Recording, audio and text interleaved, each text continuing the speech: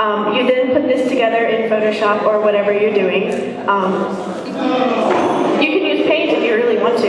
You just need to make sure that you have your first spread, which is 16:1, and so on. And it'll look like this as you get page 16 next to page 1. And then, like I said, printing can be done on a home printer, Office Max, Kinko's, all kinds of short-run places like that.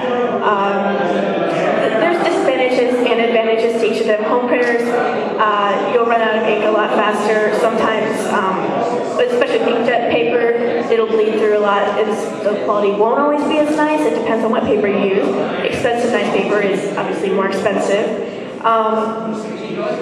But at the same time, you're in control of how you do it. So you can make mistakes and it's your mistake. When you go to a store to do it, usually they have laser printers and they have those big machines that do it real fast. But sometimes they will charge you for mistakes that they make. And they are, which is why you should have a copy that you've already made up the correct way. I've had to mess up sometimes. I've had them mess up like whole print runs from me. But they're also not expensive like black and white copies. Sometimes we have a student discount at like Office Max. We can give like 10 cents a page, so it's incredibly inexpensive. And but color copies can run a lot more. Then you'll add a nice cover, just put, cover image. You always want to put your cover on the right side of the page because when you fold it in half, the right side of the page is going to be the front. After that, you want to staple and put them all together.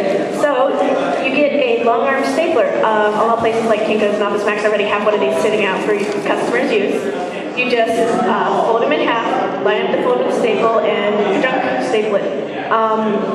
I've actually invested in my own, buying for about $20 to $30, and they usually go through about 20 to 25 sheets of paper. So as long as you're not, as long as you're not trying to, staple your epic.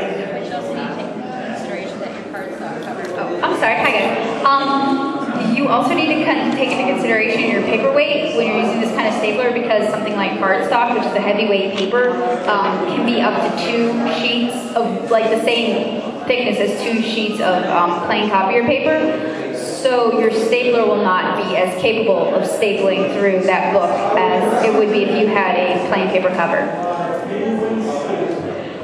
There are other ways to print comics beside this. This is what we just told you is a home print or garage print. And these are usually great for short runs. They can get really expensive if you're trying to do a lot of comics though.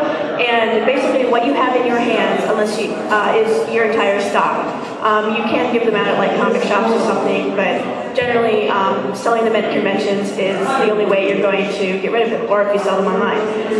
But there's other ways to print comics. There's websites such as Comics Press and Glam. There's like, if you just search for them, there's a whole bunch.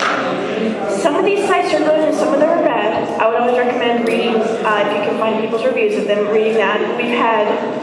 We know a lot of people who print comics and they've had mixed success with both of these sites and other sites as well. They will offer you a lot of times templates to make sure that you correctly format your comic, but you have to, sometimes the templates are confusing, and usually you have to be able to make a PDF for them, so you can't do it with the spreads in Photoshop. These can be expensive as well, and well, they do allow you to order different sizes of comics, like digest size, which is 6x9, which is larger, nicer, and oftentimes nice, shiny color stuff. They, once again, are a little bit more expensive. Sites like Kablam will offer you a slight discount if you're willing to let them put their ads in, like on the back cover and within your comic itself. But for a lot of people, it's not really worth the savings.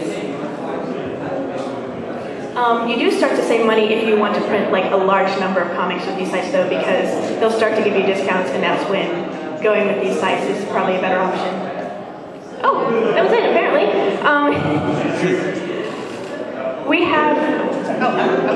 Okay, we have up here different examples of what we've done with different comics and sketchbooks and things like that, self-publishing. And all of them are self-published except this one. This is more of an example of sites like Kablam. This is actually perfect bound, so it's not stapled. And in that case, when you get a certain number of pages, you can no longer do a staple copy. You have to do perfect bound. But you guys can come up, look, ask us questions. We like questions. Or call us names. We'll do that too. If you missed part of the presentation, I'm going to be uploading, I'm taking a video of it, and I'm going to be uploading the presentation for this, the comic craft presentation we gave this morning, and the anatomy presentation we gave yesterday on my blog. And my business cards are up here. It's from my website, but if you Google NatoSoup, it should bring you to my blog.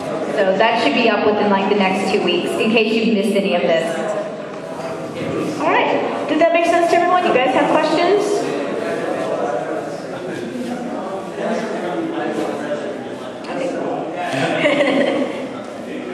I mean, like I said, feel free to come and take a look at these things. Oh. Y'all come up, don't be scared. I actually did some, my website's like, create sketch for Amazon. A lot of people are starting to use it.